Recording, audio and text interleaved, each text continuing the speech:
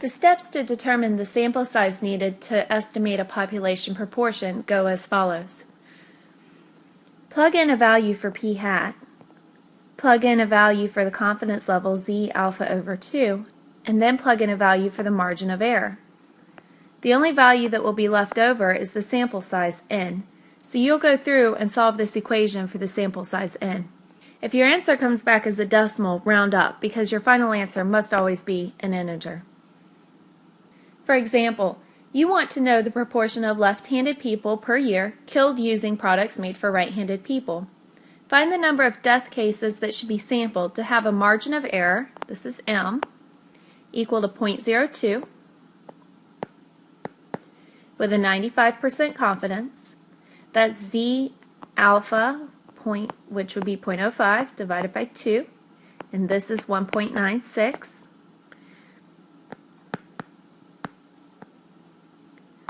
Now if you notice in the problem, no value was given for p hat, the sample proportion. We see to plug in p hat equal 0.5 if no value is told to us. So we'll plug in 0.5 times 1 minus 0.5 divided by the sample size. From here, all we need to do is solve for our sample size n. The first thing we'll do is divide by 1.96. The next thing we'll do is square both sides of the equation. This gives 0.02 squared divided by 1.96 squared equal to 0.5 times, now 1 minus 0.5, that's still 0.5, divided by n. Next we will cross multiply 0.02 squared times n, and then 1.96 squared times 0.5 times 1 minus 0.5. Lastly, to solve for n, we'll divide by 0.02 squared. This gives back 460.9.